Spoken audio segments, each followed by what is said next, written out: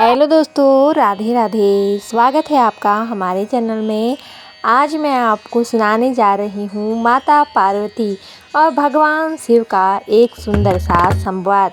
माता पार्वती ने भगवान शिव से पूछा, क्या गंगा में नहाने से पाप धुलते हैं? तो दोस्तों, कहानी शुरू करते हैं। कहानी को पूरा ज़रूर सुनिएगा। एक बार माता पार्वती भगवान शिव के साथ हरिद्वार में घूम रही थीं। पार्वती जी ने देखा कि सहस्त्रों मनुष्य गंगा में नहाकर हर हर कहते चले जा रहे हैं, परंतु सभी दुखी और पाप परायण हैं।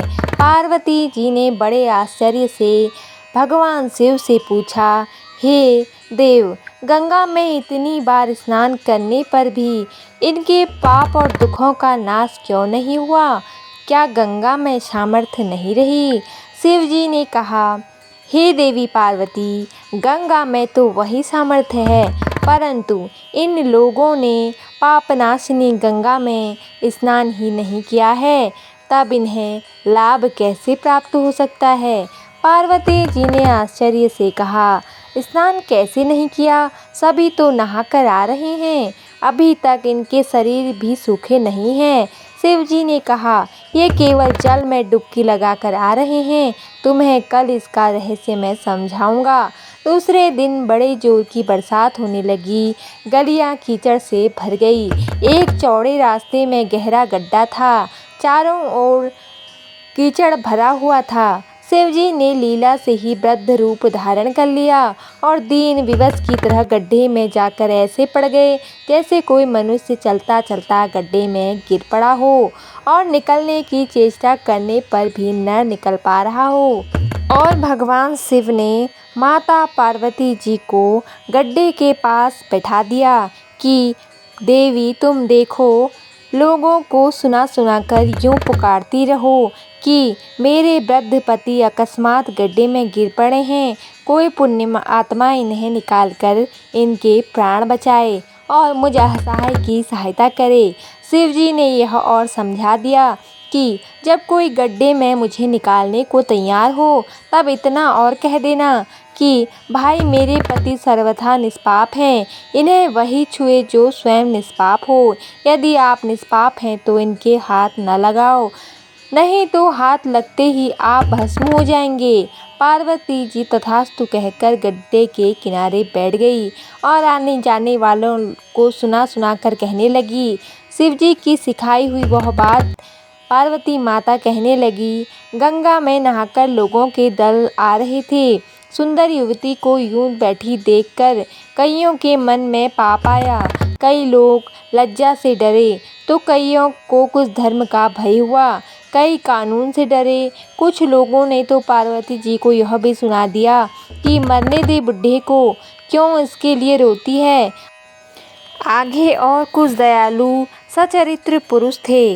उन्होंने करुणावश युवती के पति को निकालना चाहा, परंतु पार्वती के वचन सुनकर वे भी रुक गए।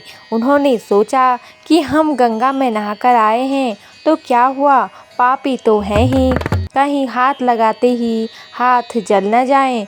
बूढ़े को निकालने जाकर इस स्त्री के कथन के अनुसार हम स्वयं भस्म न हो जाएं, किसी का साहस नहीं हुआ।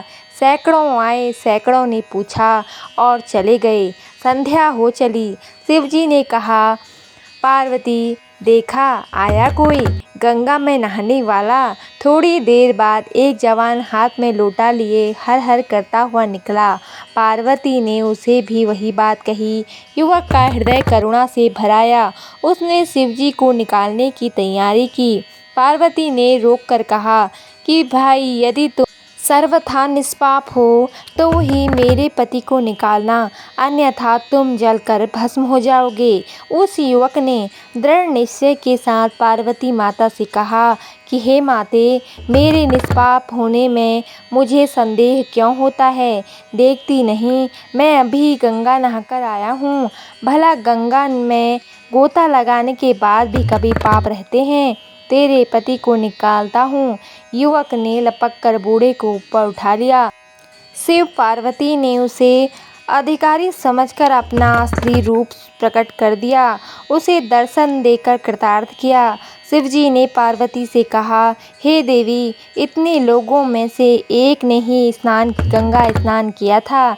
इसी दृष्टांत के अनुसार जो लोग बिना श्रद्धा और विश्वास के केवल दंभ के लिए गंगा स्नान करते हैं, उन्हें वास्तविक फल की प्राप्ति नहीं होती।